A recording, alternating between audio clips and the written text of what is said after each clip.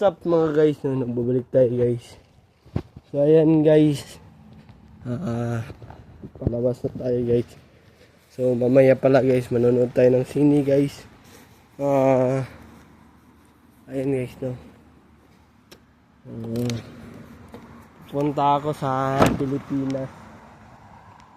Pagpaka-score na ako ng 6 guys. So isang talo na lang guys at hindi yun matutuloy guys. So kailangan talaga bumawi ako guys, kasi minsan talaga guys, no,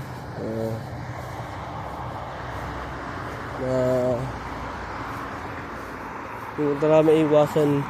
Pero yung kamay ko kasi kapag may tournament sa chess, pinapapawisan siya guys, tapos parang malamig siya guys, no. Ewan ko ba guys, bakit sa tournament ng ito nangyayari, diba guys? Ayan guys, no, gusto kong makapunta sa Pilipinas para may gala ko naman yung mga pinsan ko guys, diba guys? Ayan guys, pang 251 na ito guys. So malapit na tayo mag 300 guys. So guys, vlog lang tayo mamaya papuntang West Edmonton Mall. Ayan guys, 9:26 pa yung bus na darating. Buti na lang maaga ako para wala naman ako nakalimutan doon eh. Nandito naman yung tubig ko, yung eco bag, kasi bibili ako ng tubig mamaya kasi wala nang mainom. Meron pa naman 4, kaso lang bukas kasi bukas ba wala na kaming mainom sa tubig, kaya bibili talaga ako. So bukas guys, no, bukas kung matutulog yung dito matutulog yung mama ko guys.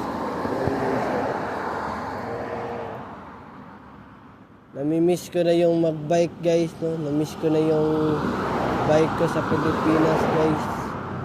Gusto kong bumalik magbike guys. Pumunta sa court lang, di ba? Nakakamiss rin yung magbike guys, no? Lalo na sa panahon ngayon, kailangan magbike talaga. Ayan guys, no? Lapit-lapit na tayo sa 300. Ayan guys, buti na lang yung 52 yung mauna. Ayan guys, no? Ayan guys, panahon ngayon guys, hindi masyado mainit guys, kasi ewan nakamamaya guys, no? Ayan guys, ayan naman na ngayon guys, mamaya ulit guys. So nag-workout pala ako ngayon guys bago ako umalis. So umabot ng 40 baka limutan ko kasi 40 yun. Ayan guys, no, dito na lang muna tayo. Pag-subscribe sa aking YouTube channel Aaron Caraldi at huwag kalimutan pindutin ang notification bell para updated kayo lagi sa aking vlogs. So ayan na muna ngayon guys. Have a wonderful day and have a nice day. Keep safe and I'll see you sa my next vlog. Peace out. Bye bye. Power.